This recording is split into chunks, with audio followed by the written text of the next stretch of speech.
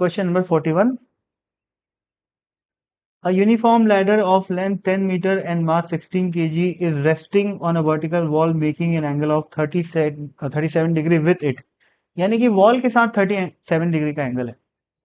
तो ये वो लैडर है जो कि इस वॉल के अगेंस्ट लाई कर रही है। ठीक है, ये ग्राउंड सरफेस है और वॉल के साथ ये कितना एंगल बना रही है? 37 डिग्री का angle. The vertical wall is frictionless but the ground is rough. तो ये वाली जो वॉल है वो कैसी है? स्मूथ है, फ्रिक्शनलेस है, परंतु ये जो ग्राउंड है वो कैसा है? वो रफ है। आगे, N electrician weighing 60 kg 60 kg climbs up the ladder. If he stays on the ladder at a point 8 meter from the lower end, what will be the normal force and the force of friction on the ladder by the ground? यहां पर बोला है कि एक आदमी है यहां पर जो एक इलेक्ट्रिशियन है जो कि बॉटम एंड से 8 मीटर की दूरी पे है, यानी कि ये वाली जो डिस्टेंस है, ये वाली डिस्टेंस 8 मीटर है और यहां पर ये खड़ा है, खड़े होकर काम कर रहा है। इसका मास कितना है? 60 kg। तो फोर्स ऑफ ग्रेविटी कितना लगेगा? 600 न्यूटन। और अब ये वाला सरफेस तो फ्रिक्शनलेस है, तो फ्रिक्शन का तो सवाल ही नहीं है। ये रफ है, तो यहां पर दिख रहा होगा कि रॉड की टेंडेंसी क्या करने की है? रॉड ऐसे स्लाइड करने की टेंडेंसी रख रहा है यहाँ पर। तो रॉड पे फ्रिक्शन क्या करेगा? ऐसे लगेगा, स्लाइडिंग को रोकेगा। तो फ्रिक्शन की डायरेक्शन हो जाएगी राइट साइड और नॉर्मल फोर्स तो ऑब्वियसली ऐसे ही लगेगा। नीचे लग रहे नॉर्मल फोर्स को मैं एन बोल लेता हूं और इस वॉल पे लग रहे नॉर्मल फोर्स को मैं एन डैश बोल लेता हूं। सारी जानकारी हो गई क्वेश्चन में जो लिखी हुई थी। अब क्वेश्चन में ये पूछा है कि इस एफ और इस एन की वैल्यू क्या है, पहला। दूसरा, what should be the minimum coefficient of friction for the electrician to work safely. मतलब यहां पर सेफली काम करने के लिए कितना इस सरफेस पे मिनिमम कोफिशिएंट ऑफ फ्रिक्शन होना चाहिए, तो वो बाद में आएगा। पहले अपन अभी तो ये मान रहे हैं कि सेफली काम कर रहा है इस पॉइंट पे खड़े होके, और इस पॉइंट पे इस सिचुएशन में हमें इस एफ और इस एन की वैल्यू निकालनी। तो सबसे पहले वाई डायरेक्शन की बात करते हैं। वाई डायरेक्शन में नीचे की तरफ 600 लग रहा है और 160 लग रहा है, और ऊपर की तरफ केवल एक फोर्स लग रहा है, नॉर्मल रिएक्शन। तो ये नॉर्मल रिएक्शन क्या करेगा? इन दोनों को बैलेंस करेगा, यानी कि 600 प्लस 160 कितना हो गया? ये 760। अब यहाँ पर ये आंसर में 745 मेरे ख्याल से इसीलिए दे रखा होगा क्योंकि वो ग्रेविटी की वैल्यू को 9.8 लिया होगा बुक। जनरली ऐसी वर्मा में ग्रेविटी की वैल्यू को मतलब कई बार 9.8 लेने में आंसर सही आता है, कई बार 10 लेने में सही आता है, तो कोई चिंता वाली बात नहीं। नॉर्मल रिएक्शन तो आ गया। अब फ्रिक्शन निकालना है। फ्रिक्शन निकालने के लिए अगर मैं एक्स डायरेक्शन में इक्वेशन लिखता भी हूं तो राइट साइड में ये लग रहा है फ्रिक्शन और लेफ्ट साइड में एन डैश लग रहा है, और दोनों ही अननोन है। तो अगर मैं एक्स डायरेक्शन के लिए इक्विलिब्रियम की इक्वेशन लिखता भी हूं F is equal to N dash, तो भी कोई फायदा नहीं है क्योंकि दोनों अननोन है। तो मत लिखो भाई, कोई काम का नहीं। एन डैश की वैल्यू तो पूछा नहीं है वैसे भी, तो एक ऐसी इक्वेशन लिखने का कोई फायदा नहीं है जिसको लिख के ओवरऑल एक वेरिएबल बढ़ जा रहा हो, कोई काम का नहीं है ना। तो हटा दो। तो क्या करें? टॉर्क की इक्वेशन लिख लेते हैं। ठीक है, टॉर्क की इक्वेशन लिख लेते हैं। अब मेरे को किसकी वैल्यू नहीं पता, मेरे को एन डैश की वैल्यू नहीं पता, तो मैं यहीं पर बैठ जाता हूं भाई, इसी पॉइंट के अबाउट टॉर्क लिखता हूं। तो इन दोनों फोर्सेस का टॉर्क जो है वो ऐसा दिखाई दे रहा होगा, यानी कि क्लॉकवाइज डायरेक्शन नहीं, एंटी क्लॉकवाइज डायरेक्शन। जबकि इस नॉर्मल रिएक्शन का टॉर्क ऐसा दिखाई दे रहा होगा, क्लॉकवाइज डायरेक्शन में। और इस फ्रिक्शन का टॉर्क भी ऐसा दिखाई दे रहा होगा। तो फ्रिक्शन का टॉर्क और ये दोनों 600 और 160 वाले फोर्सेस का टॉर्क क्लॉकवाइज ऐसे एंटी क्लॉकवाइज डायरेक्शन में, और उसको बैलेंस कौन कर रहा है? ये नॉर्मल का टॉर्क। तो मैं क्या करूंगा? Magnitude of torque of friction force plus magnitude of torque of 160 newton plus magnitude of torque of 600 newton should be equal to magnitude of torque of normal reaction. Common sense से मैं ऐसे लिख सकता हूं, या फिर plus minus sign, sign clockwise को positive बोलना हो, एंटी क्लॉकवाइज को पॉजिटिव बोलना है, जो बोलना है बोलो, और वहां पर लिख लो कि tau with be equal to 0। तो सभी फोर्सेस का टॉर्क लिखो, तो 4 टर्म आएंगे। फ्रिक्शन का टॉर्क, 160 वाले का टॉर्क, 600 वाले का टॉर्क, नॉर्मल रिएक्शन का टॉर्क, इन सबको 0 के बराबर पुट करो। अब इसमें से कुछ की वैल्यू पॉजिटिव होगी, कुछ की वैल्यू नेगेटिव होगी, आंसर वही आएगा, कोई फर्क नहीं पड़ता उससे। पर जब साफ साफ दिख रहा है कि इसका टॉर्क किस डायरेक्शन में लग रहा है, तो मैग्नीट्यूड साइन वाइन का चक्कर ही क्यों करना है यार। ठीक है, चलो भाई, फ्रिक्शन फोर्स का टॉर्क कितना है देखते हैं। ये एफ फोर्स ऐसे लग रहा है ना, ये एंगल 37 है, तो ये कितना हुआ 53। तो ये नॉर्मल डायरेक्शन है, रॉड के परपेंडिकुलर डायरेक्शन, ये 37, ये 53, तो ये कितना हुआ, ये भी 53 हुआ, ये भी कितना हुआ 37 हुआ। तो इस फोर्स का ये वाला कंपोनेंट कितना आएगा, एफ कॉस 37। ठीक, तो टॉर्क कितना आ जाएगा, एफ कॉस 37 इंटू कौन सी वाली डिस्टेंस, ये वाली।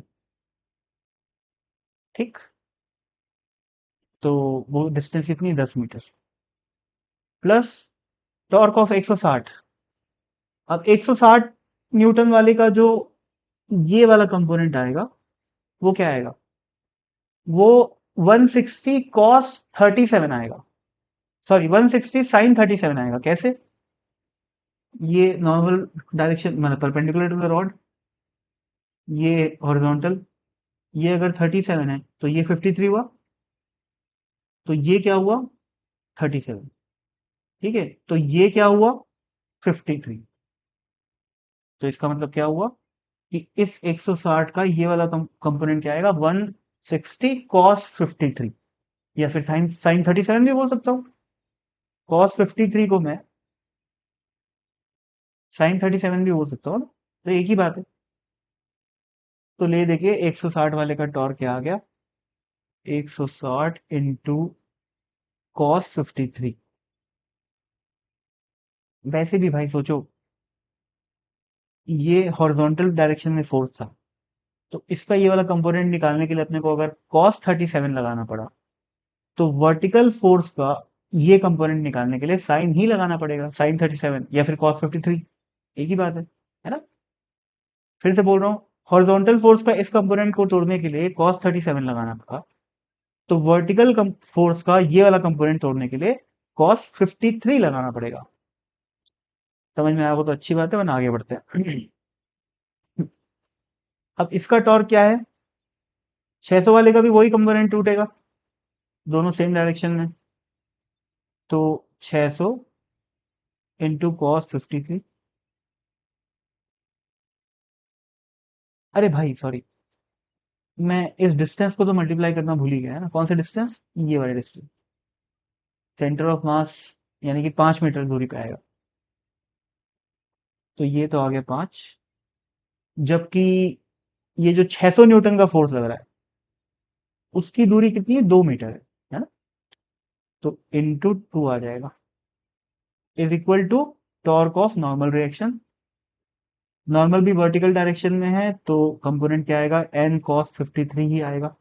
आराम से कैलकुलेट कर लेना भाई खुद से, बढ़िया से डायग्राम बना के दिख जाएगा कैसे कम, मतलब कंपोनेंट नहीं तोड़ना आता तो भाई फिर तो डूब मरो यार। इस रोटेशन वाले चैप्टर पढ़ रहे हो और कंपोनेंट तोड़ने सिखाना यदि पड़ रहा है, तो फिर तो कोई फायदा नहीं है पढ़ने का, है ना, डूब के तो नहीं मरना है, सॉरी, पर वेरी बैड है ना।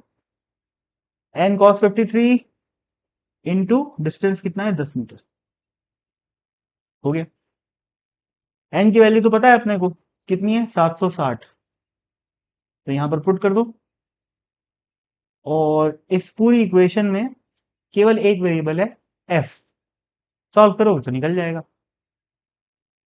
अब निकालने का तो मेरा मन नहीं कर रहा है यार, तो क्या करूं। मैं आराम से निकाल के सीधा आंसर बता देता हूं, wait for a second. Okay, तो कैलकुलेट करने पे ये वैल्यू आ रही है 420।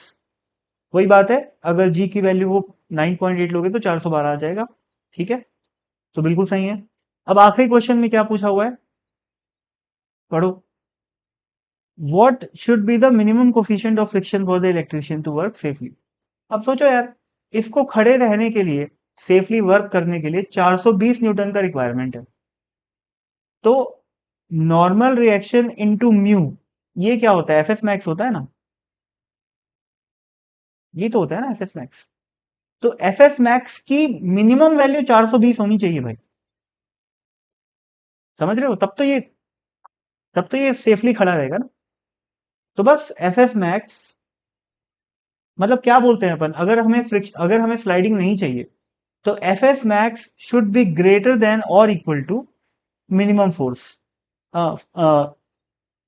should be equal to fs max should be greater than or equal to f required। Friction की रिक्वायरमेंट क्या है, 420। तो एफएस मैक्स क्या होता है, mu into N should be greater than equal to F required which is 420, last part में calculate किए। Normal reaction की वैल्यू हमें पता है 760 शुड बी ग्रेटर देन 420, तो mu should be greater than और इक्वल टू 420 डिवाइडेड बाय 760। अब ये वैल्यू 0.55 आती होगी जो भी है, तो समझ रहे हो। तो म्यू की वैल्यू क्या आ रहा है अपना answer, mu should be greater than और इक्वल टू 0.55। अब इसको पढ़ते कैसे हैं अपन लोग, यहां क्वेश्चन फिर से पढ़ो। What should be the minimum coefficient of friction. अब यहाँ ये क्या बोल रहा है, ये बोल रहा है कि फ्रिक्शन की कोफिशिएंट की वैल्यू या तो 0.55 या तो उससे ज्यादा होनी चाहिए। तो मिनिमम क्या हो गई, 0.55, बस। तो आंसर आ गया 0.55। इनइक्वालिटी को इंटरप्रेट करना सिखा रहा हूं और कुछ नहीं, और आना चाहिए। कई बार जो लॉजिकल क्वेश्चंस पूछते हैं उसमें इनइक्वालिटी में कैसे इंटरप्रेट करना है कि हम लोग म्यू मिनिमम की वैल्यू कैसे निकाल रहे हैं, म्यू मैक्सिमम की वैल्यू कैसे निकाल रहे हैं, उसका जो लॉजिकल सीक्वेंस होता है लैंग्वेज का, वो साफ होना चाहिए, क्लियर होना चाहिए।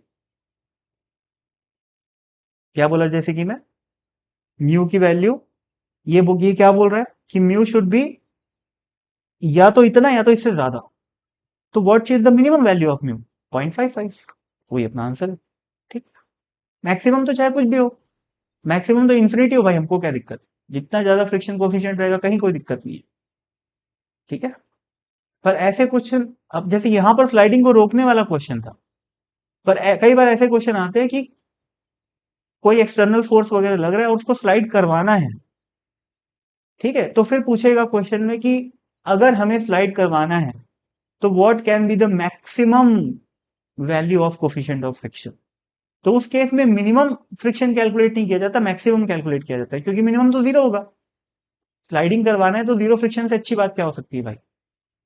लेकिन अगर स्लाइडिंग करवाना है, फोर्सेस लग रहे हैं, तो व्हाट शुड बी द, मतलब नॉर्मल रिएक्शन वगैरह लग रहा होगा, तो वहां पर कैसे क्वेश्चन पूछेगा, what can be the maximum value of coefficient of friction की स्लाइडिंग उसके बाद भी होए। ठीक। अब मैं इसे ज्यादा और नहीं समझा सकता। बहुत बहुत धन्यवाद।